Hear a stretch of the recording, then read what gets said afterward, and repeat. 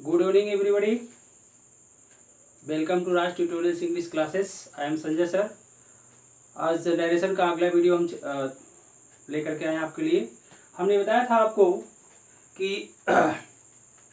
Reported speech का जो वाक्य होता है वह अर्थ के अनुसार 5 तरह का होता है. वह अर्थ के अनुसार 5 तरह का होता है. पहला इसमें है असर्टिव सेंटेंस.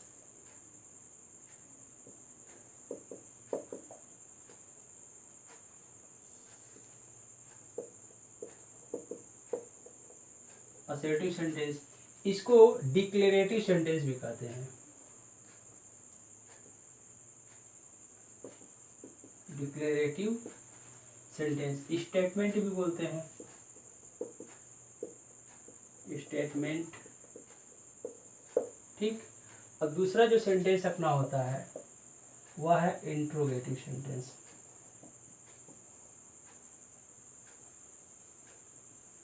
इंट्रोगेटिव सेंटेंस, ठीक है.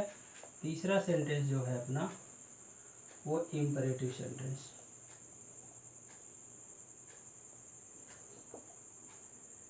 Imperative sentence. चौथा ऑप्टेटिव सेंटेंस. Optative sentence. और पांचवा अपना है एक्सक्लेमेटरी सेंटेंस.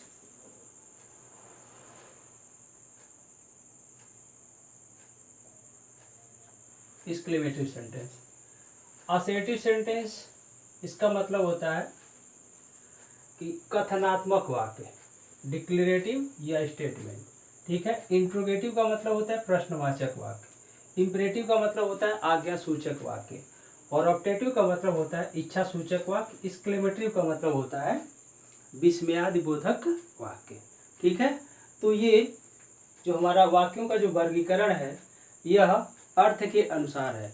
जब वाक्य का जैसा सेंस होता है, उसका मतलब जैसा होता है, उसके हिसाब से इसको 5 तरह से वाक्यों को बांटते हैं, 5 भागों में बांटते हैं. अब बाकी संरचना के हिसाब से वाक्य 4 तरह के होते हैं. एक सिंपल होता है, कॉम्प्लेक्स होता है, कंपाउंड होता है, चौथा मिक्स सेंटेंस होता है, ठीक है ना. तो हम जो भी जरूरत पड़ती है नरेशन में, जो जरूरत पड़ती है हमें, वो इन्हीं 5 सेंटेंस की जरूरत पड़ती है. चूँकि रिपोर्टेड स्पीच में आने वाले वाक्यों को सेंस के आधार पे हम इसको रिपोर्टिंग वर्ब को चेंज करते हैं, इसलिए जरूरत हमें यही 5 सेंटेंस की पड़ेगी, ठीक है. तो चलिए असर्टिव सेंटेंस देखते हैं होता क्या है.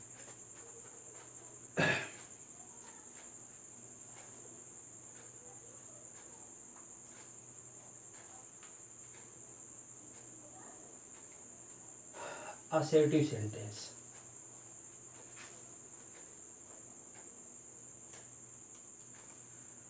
अब इसकी अंग्रेजी में अगर परिभाषा की जाए, a sentence which expresses affirmative या negative sense is called assertive sentence. जैसे he is a student.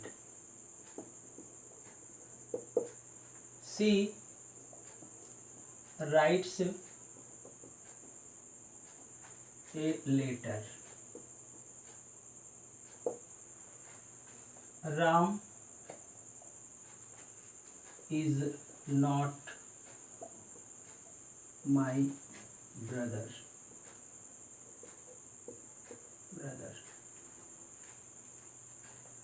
Boys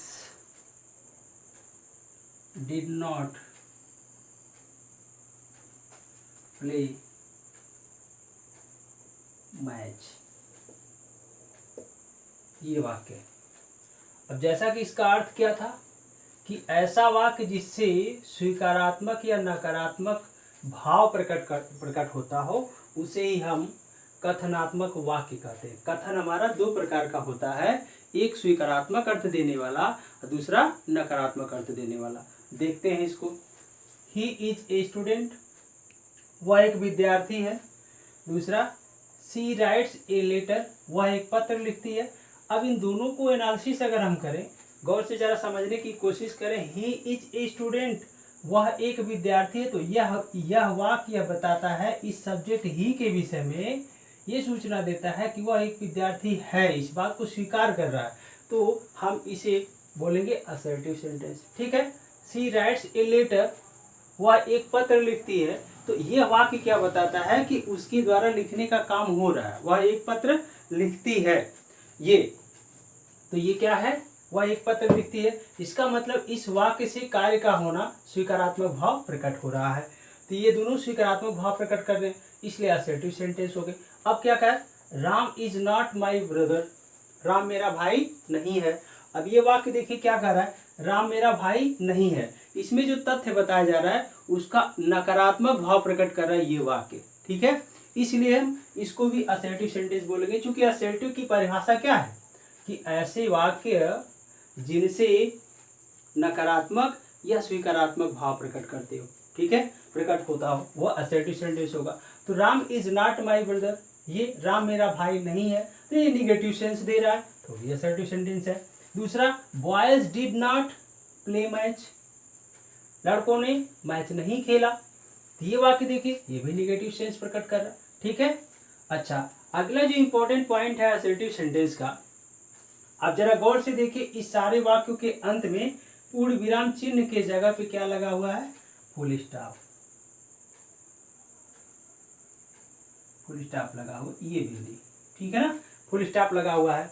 तो कहीं न कहीं ये हम कह सकते हैं कि असर्टिव सेंटेंस के अंत में पूर्ण विराम के जगह पे फुल स्टॉप आता है अंग्रेजी में। ठीक है, चलिए आगे देखते हैं। अब ये तो हो गया बेस आपका। ठीक है, आज हम असर्टिव सेंटेंस मतलब पांचों सेंटेंस का बेस प्लस इस पे जो शॉर्ट ट्रिक हो जो होता है वो दोनों हम बताएंगे ताकि आपको आसानी से याद रहे। ठीक है, अब देखिए जरा, इस वाक्य का जो सब्जेक्ट है ही, पहले का दूसरे का सी है, तीसरे का राम है, चौथे का बॉयज है। तो ये ही क्या है, प्रोनाउन ही तो है, पर्सनल प्रोनाउन ही तो है। दूसरा देखिए ये राम, ये क्या है, नाउन है। ठीक है, तो हम अगर ये कहें कि ऐसा वाक्य जिसका कर्ता, जिसका सब्जेक्ट नाउन हो या प्रोनाउन हो और उसके अंत में क्या लिखा हो, क्या लगा हो, फुल स्टॉप लगा हो, वो डेफिनेटली क्या होगा, असर्टिव सेंटेंस होगा।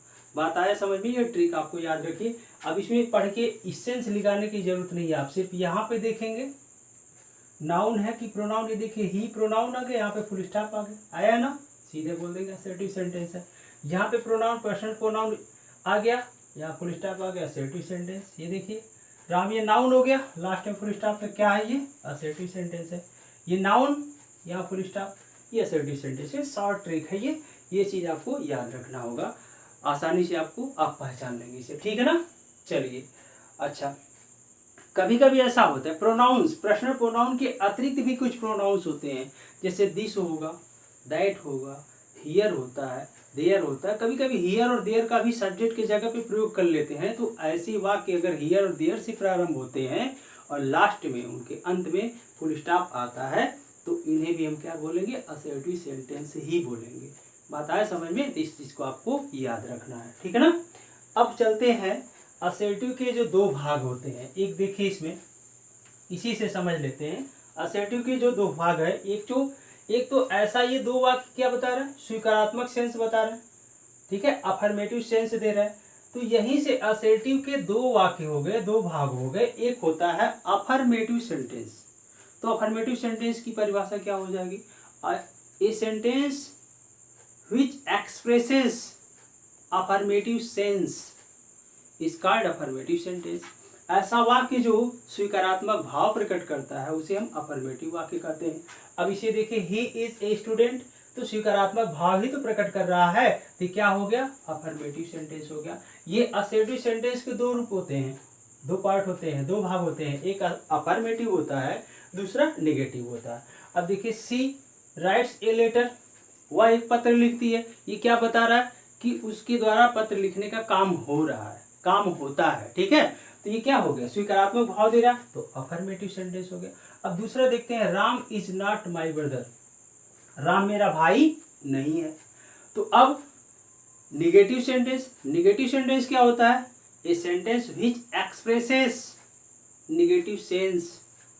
ऐसा वाक्य जो नकारात्मक भाव प्रकट करता है उसे हम निगेटिव सेंटेंस कहते हैं, नकारात्मक वाक्य कहते हैं। सिंपल सी बात है, सारा पहचान वही है। ठीक है, अब ये निगेटिव सेंटेंस नकारात्मक भाव दे रहा है, boys did not play match, लड़कों ने खेल नहीं खेला। ये असर्टिव सेंटेंस तो है, लेकिन कौन सा वाक्य है? अफर्मेटिव की निगेटिव? क्या है? निगेटिव है। अब इसका शॉर्ट ट्रिक देखिए। अब इसमें दोनों में कॉमन क्या है? यहाँ पे नॉट आया, आया ना। तो निगेटिव चीज, निगेटिव वर्ड 3 होते हैं, नॉट, नेवर, नेवर और नो। तो अब से आपको ये देखना है शॉर्ट ट्रिक, मतलब आसानी से आप याद रखें, आप जल्दी से इसको पकड़ में आ जाए, आसानी से समझ लें। तो आप ये देखिएगा, ऐसी वाक्य जिनमें नॉट का प्रयोग हो, कहाँ पे? सहायक क्रिया के बाद, इसके पहले ये सहायक क्रिया आएगी, सहायक क्रिया के बाद नॉट का प्रयोग हुआ हो। यहाँ देखिए डिड सहायक क्रिया, यहाँ पे इज है, ठीक है। इसके बाद नॉट आया, डिड के बाद नॉट आया। तो हेल्पिंग वर्ब के बाद नॉट आया हो, हेल्पिंग वर्ब के बाद नॉट आया हो, और इसके पहले जो सब्जेक्ट है, नाउन या प्रोनाउन में से कोई एक हो, यहाँ पे फुल स्टॉप लगा हो, तो ये नेगेटिव सेंटेंस होगा, ठीक है, नेगेटिव सेंटेंस होगा। आगे देखते हैं। अब नेवर आया हो, तो नेवर के लिए क्या है? ये सहायक क्रिया के बाद भी आ सकता है और मुख्य क्रिया के पहले भी आ सकता है। तो नेवर का प्रयोग अगर वाक्य के बीच में है, वाक्य में है, तुरंत आप बोल सकते हैं कि नेगेटिव सेंटेंस है, ठीक है। तो मतलब शॉर्ट में क्या समझना है? नॉट, नेवर या नो में से कोई एक शब्द इसमें दिख रहा है वाक्य में, अंत में फुल स्टॉप आया हो, तो डेफिनेटली ऐसा वाक्य नेगेटिव सेंटेंस ही होगा, ठीक है। बात आ गया समझ में? आगे चला जाए। चलिए नेक्स्ट टॉपिक अपना है, अगला सेंटेंस है इंट्रोगेटिव सेंटेंस।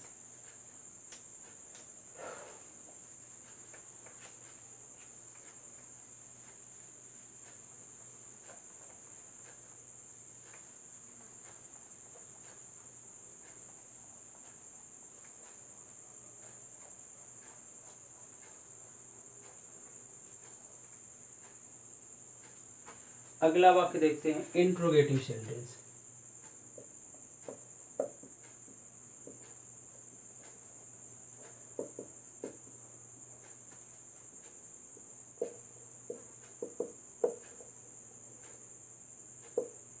अगर आपको सफलतापूर्वक नरेशन करना है, डायरेक्ट इनडायरेक्ट का क्वेश्चन अच्छे से करना है, तो ये पहचान आपको वाक्यों के आना चाहिए, बिना पहचाने कुछ कर नहीं पाएंगे, ठीक है। इंट्रोगेटिव सेंटेंस, इंटेरोगेट का मतलब होता है प्रश्न पूछना। आगे सेंटेंस आ गया, तो क्या हो गया? इसको क्वेश्चन भी बोलते हैं, क्वेश्चन भी बोलते हैं, ठीक है। तो इंटेरोगेट का मतलब होता है प्रश्न पूछना। आगे सेंटेंस दे दिया, अब इसे नाउन बना ले, इंट्रोगेटिव सेंटेंस। प्रश्नवाचक वाक्य, ऐसी वाक्य जिनसे प्रश्न पूछा जाता हो, जो इनका प्रयोग प्रश्न पूछने के ही लिए किया जाता हो, उन्हें हम क्या कहेंगे? इंट्रोगेटिव वाक्य बोलते हैं, ठीक है, प्रश्नवाचक वाक्य बोलते हैं। अब देखिए, अब ये interrogative sentence, is he your friend, friend, ध्यान दीजिएगा, पहले बेस के बाद ट्रिक, क्योंकि ट्रिक जो है, जो भी होता है, कोई भी ट्रिक जो होता है, शॉर्ट ट्रिक जो भी होता है, सब बेस से ही बनता है, ठीक है। चलिए दूसरा,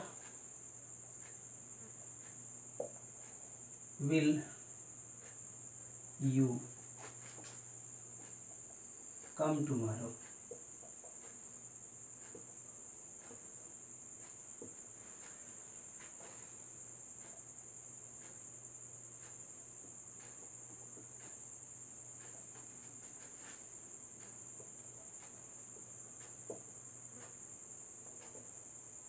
अगला सेंटेंस देखिए, what did they do yesterday.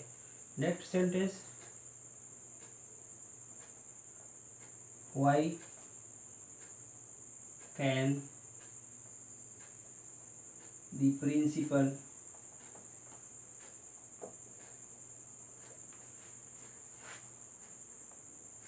Principal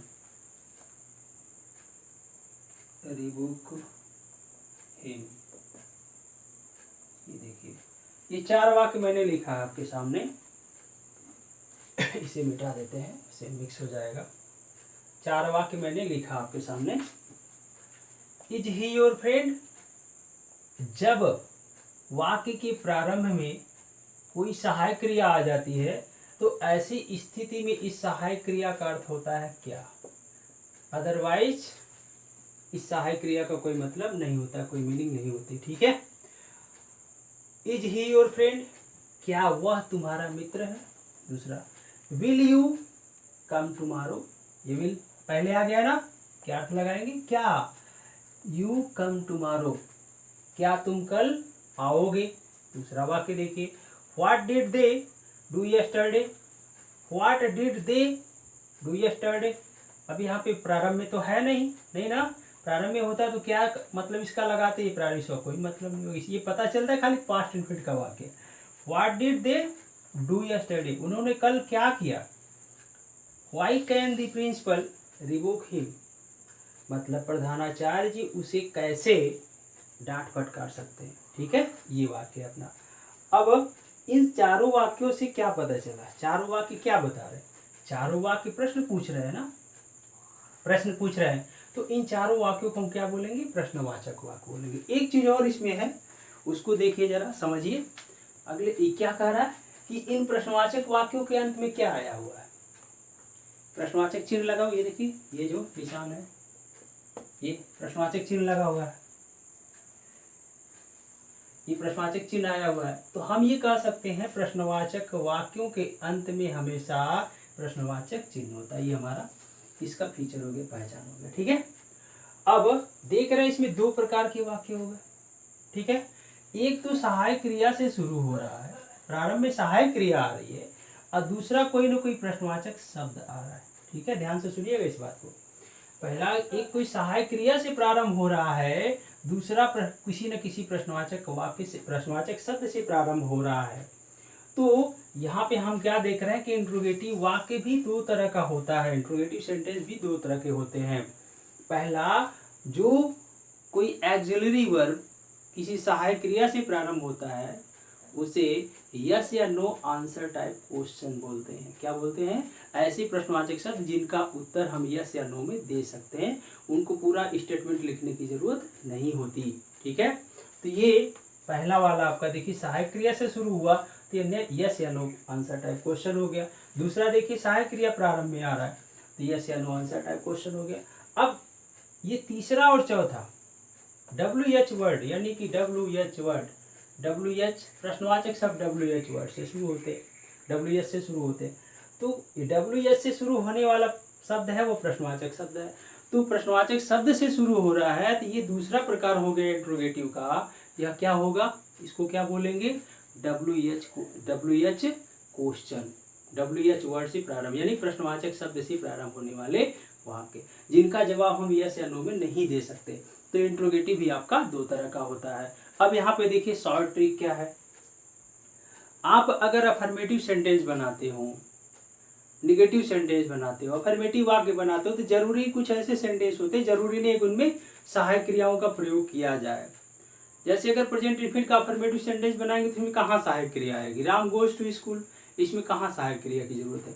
तो हमने देखा कि असर्टिव बिना सहायक क्रिया का भी बन सकता है, अफर्मेटिव बिना सहायक क्रिया का भी बन सकता है, लेकिन अगर हम निगेटिव बनाना चाहें विल नॉट का प्रयोग करके, तो हमें सहायक क्रिया चाहिए ही चाहिए। सेम उसी तरह से किसी भी वाक्य का अगर आप इंट्रोगेटिव बनाएंगे तो इंट्रोगेटिव बनाने के लिए सहायक क्रिया हमें चाहिए ही चाहिए। ठीक है, तो उसी से यहाँ ट्रिक बनता है आपका कि ऐसे वाक्य जिनके अंत में प्रश्नवाचक चिन्ह आया हो, क्वेश्चन मार्क आया हो, और उनके प्रारंभ में कोई सहायक क्रिया आई हो, कोई भी सहायक क्रिया आई हो, प्रारंभ में कोई भी सहायक क्रिया, देखिए सहायक क्रिया आई है, यहाँ पे क्वेश्चन मार्क है, इसे बोलेंगे इंट्रोगेटिव सेंटेंस। पूरा वाक्य पढ़ने की आवश्यकता आपको नहीं है, बिल्कुल नहीं है। ठीक है ना, अगर कोई वाक्य किसी सहायक क्रिया से प्रारंभ हुआ हो, उसकी प्रारंभ में सहायक क्रिया आ रही हो और अंत में क्या आया हो, क्वेश्चन मार्क आया, प्रश्नवाचक चिन्ह आया हो, तो 100% वह इंट्रोगेटिव सेंटेंस होगा। ठीक है, दूसरा देखिए, दूसरा ट्रिक क्या बोलता है, अगर WH टाइप कोई वर्ड आया हो, ये प्रश्नवाचक शब्द आया, ध्यान देना है, प्रश्नवाचक शब्द आया हो, उससे प्रारंभ हो रहा है वाक्य और वो अंत में प्रश्नवाचक चिन्ह लगा हो, तो डेफिनेटली ऐसे वाक्य भी इंट्रोगेटिव सेंटेंस ही होंगे। लेकिन इसमें थोड़ा सा परिवर्तन है कि प्रश्नवाचक शब्द के तुरंत बाद सहायक क्रिया आनी चाहिए, केवल हु को छोड़ के। हु बिना सहायक क्रिया का भी वाक्य बना लेता है, ठीक है। जब आगे वो टेंशन टाइप आपको पढ़ाएंगे तो बताया जाएगा विधिवत, ठीक है। अभी इसमें जो जो चीज़ें ज़रूरत है वही चीज़ आपको बता रहे हैं, ठीक ना। चलिए, तो ये शॉर्ट ट्रिक आपको समझ में आ गई होगी। अब देखिए एक्सिलरी वर्ब्स कितनी होती है, बहुत आसान है याद करना, आप समझा देते हैं, बता देते हैं। और प्रश्नवाचक शब्द तो एकदम जान लीजिए, WH से शुरू होगा। एक ऐसा प्रश्नवाचक शब्द होता है जो HOW हाउ से हाउ होता है, बस वही केवल WH से नहीं शुरू होता है। बाकी WH टाइप वर्ड जितने भी होंगे सारे के सारे सब प्रश्नवाचक ही होते हैं, ठीक है। अब सहायक क्रियाएं आसानी से मेमोराइज कर सकते हैं, देखिए कैसे। बी का फॉर्म, बी में आता है is, am, are, was, were, ठीक, ये सहायक क्रिया के रूप में काम करती है। दूसरा डू का फॉर्म, अब डू में डू, डज, डिड, ये सहायक क्रियाओं का काम करता है। हैव का form, have, has, have, had, ठीक। अब इनके अलावा ये तो प्राइमरी एक्सिलरीज हो गए, इनके अलावा मॉडल एक्सिलरी भी तो सहायक क्रिया का काम करती है, मॉडल्स। अब मॉडल्स में क्या होता है, will, shall, can, may, must, would, should, could, might, might. एक और मॉडल एक्सिलरी होती है ऑट टू, तो ऑट टू से प्रश्नवाचक वाक्य नहीं बनते हैं, ठीक है, तो इस लिस्ट से वो बाहर है, ये हो गई। तो मॉडल्स में इतनी सारी सहायक क्रियाएं होती हैं जो प्रश्नवाचक वाक्य बनाती हैं, तो आपको आसानी से याद रहेगा। अब इनमें से कोई भी शब्द, कोई भी सहायक क्रिया वाक्य के प्रारंभ में दिख गई और अंत में ये प्रश्नवाचक चिन्ह अगर आपको दिख गया, इनमें से कोई भी सहायक क्रिया दिखी वाक्य के प्रारंभ में, ये चिन्ह दिखा, तुरंत बोलेंगे इंट्रोगेटिव सेंटेंस है, ठीक है। WH वर्ड दिखा फिर ये क्वेश्चन मार्क, तो ये इंट्रोगेटिव सेंटेंस होगा, ठीक है। चलिए अब बढ़ते हैं अपने अगले कंसेप्ट की तरफ। अगला वाक्य अपना क्या था, इंपरेटिव सेंटेंस। धैर्य की आवश्यकता है, आपको आसानी से समझ में आएगा, बिल्कुल आएगा। और वीडियो को एक बार देखिए, 2 बार देखिए, 3 बार जरूर समझ में आएगा, ठीक है। और पूरा वीडियो देखिए, यानी 5 मिनट देखिए फिर स्किप कर दिए, तो इससे कुछ होने वाला नहीं है। चलिए अब देखते हैं इम्परेटिव सेंटेंस, बहुत ही लाजवाब कंसेप्ट है इसका, इम्परेटिव का।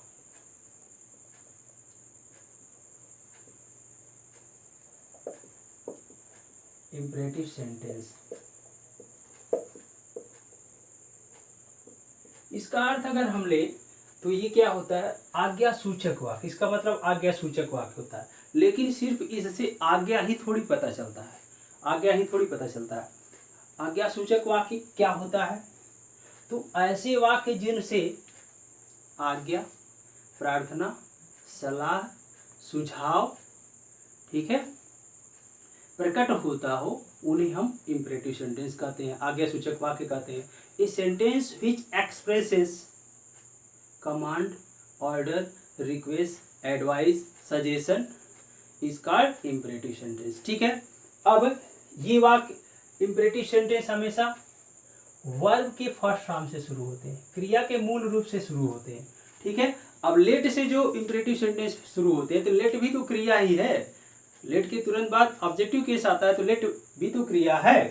तो आपको ये समझना है कि इम्परेटिव सेंटेंस ऐसे वाक्य होते हैं जो क्रिया के फर्स्ट फॉर्म से प्रारंभ होते हैं। चलिए, इस वाक्य का कर्ता यू होता है जिसे वाक्य में कभी लिखा नहीं जाता। अब आगे बताएंगे क्या है, जैसे bring me a glass of water, दूसरा help the poor,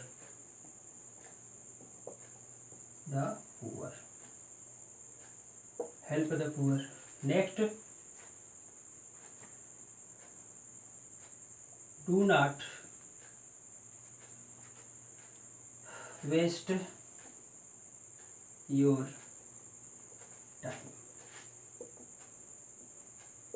time. Next, do not insert your parents। ये देखिए, do not insert your parents. ये 4 वाक्य मैंने लिखा। Bring me a glass of water, मेरे लिए एक गिलास पानी लाओ। हेल्प द पुअर, गरीबों की मदद करो। Do not waste your time, अपना समय बर्बाद मत करो। Do not insult your parents, अपने माता पिता का निरादर मत करो। तो ये इसके भाव को समझना है कि इसमें आ रहा है कि नहीं आ रहा। मैंने बताया कि ऐसे वाक्य आज्ञा सूचक होते हैं जिनसे आज्ञा, प्रार्थना, सलाह, सुझाव प्रकट हो, वही आज्ञा सूचक होंगे और क्रिया के फर्स्ट फॉर्म से प्रारंभ होने चाहिए। ठीक है, चलिए देखते हैं। Bring me a glass of water, मेरे लिए एक गिलास पानी लाइए। ये क्या है, सलाह है या आज्ञा है? आज्ञा है ये। हेल्प द पुअर, गरीबों की मदद करिए, ये सलाह है, सुझाव, आपको गरीबों की मदद करनी चाहिए। Next, do not waste your time, ये भी तो सलाह है, अपना समय बर्बाद मत करो। Do not insult your parents, अपने माता पिता का निरादर मत करो, उनका, ठीक है, उनका अपमान मत करो, ये भी तो क्या है, सजेशन ही है। तो हमने देखा कि एक में आदेश, बाकी 3 वाक्य सजेशन बता रहे, सलाह बता रहे। तो ये 5 चीजें रिक्वेस्ट, अगर इसी को कह दिया please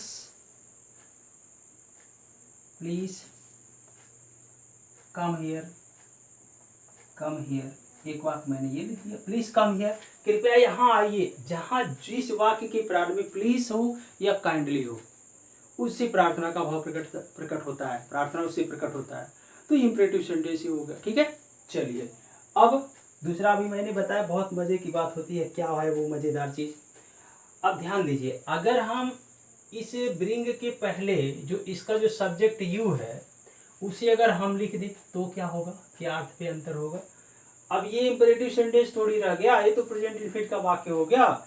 you bring me a glass of water, इसका हिंदी ऐसा नहीं होगा कि मेरे लिए एक गिलास पानी लाओ। इसका मतलब ये होगा कि तुम मेरे लिए एक गिलास पानी ले आते हो।